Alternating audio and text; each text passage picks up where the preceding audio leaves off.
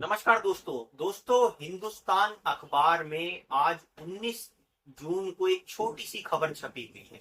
दोस्तों खबर जो है इतनी छोटी है कि उसको ढूंढना पड़ा पेजों में पलटकर। और लेकिन ये इतनी विचलित कर देने वाली खबर है दोस्तों, जब आप इसकी गहराई को समझेंगे तो आपको पता चलेगा कि दुनिया भर के पतंगड़ों में आप जो है उनको खबर बनाकर सुनते हैं। पहले इस खबर को मैं आपको पढ़कर सुनाता हूँ, उसके बाद हम इसका विश्लेषण करेंगे। दोस्तों खबर ये है कि स्कूलों में ड्रॉप आउट दर जो है उस पर केंद्र सरकार ने चिंता जताई है। केंद्र सरकार को चिंता हो गई है दोस्तों, जो स्कूलों में ड्रॉप आउट दर जो इस समय हो रखी है।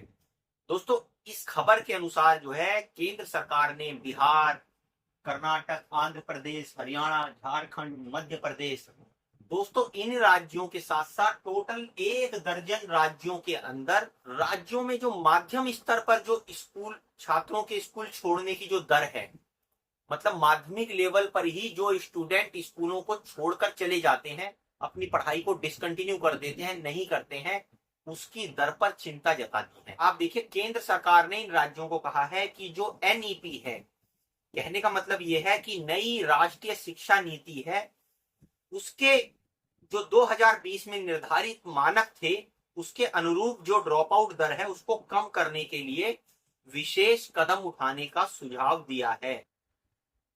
अब दोस्तों ये सब कहानी तो ठीक है कि जो है सुझाव दिया है और किस प्रकार से जो है ये बात कही गई है। असलियत में ये जो जानकारी है वो 2025 और 26 के समग्र शिक्षा कार्यक्रम पर शिक्षा मंत्रालय के तहत परियोजना अनुमोदन बोर्ड मतलब पीएबी की बैठकों के मिनट दस्तावेज से प्राप्त हुई है।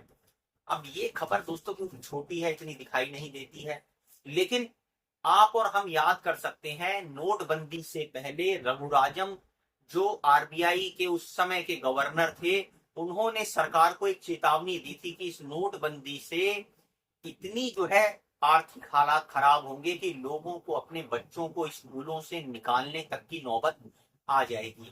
और दोस्तों वो हुआ। ये 12 राज्यों की जो 1 दर्जन राज्यों की जो बात केंद्र सरकार जो है वो कह रही है इस खबर के अनुसार, वो तो है ही। आप पूरे देश का अगर आंकड़ा निकालेंगे तो वो चौंकाने वाला आंकड़ा होगा कि कितने बच्चों ने जो है वो माध्यमिक स्तर पर ही स्कूलों को ड्रॉप आउट कर दिया है, अपनी शिक्षा बीच में ही छोड़ दी है।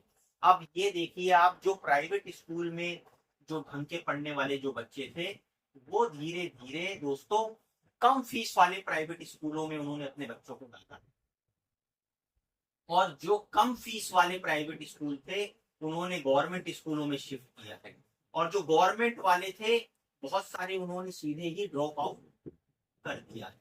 तो यहाँ पर आप ये देखिए कि एक चेन चली है।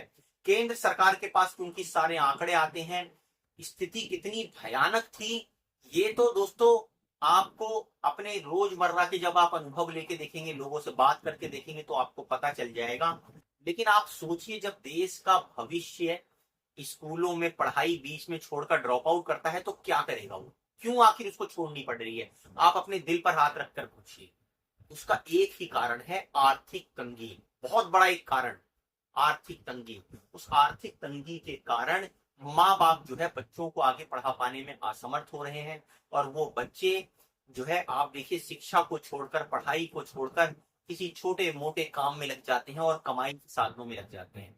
तो कहने का मतलब ये है हम एक ऐसे भारत का निर्माण करने में लगे हुए हैं जहां ड्रॉप आउट रेट जो है स्कूलों से बहुत ज्यादा होता जा रहा है विद्यार्थियों का। जब अनपढ़ होगा बच्चा, कम पढ़ा लिखा होगा, तो ऐसा भारत क्या उन्नति करेगा, क्या विकास करेगा।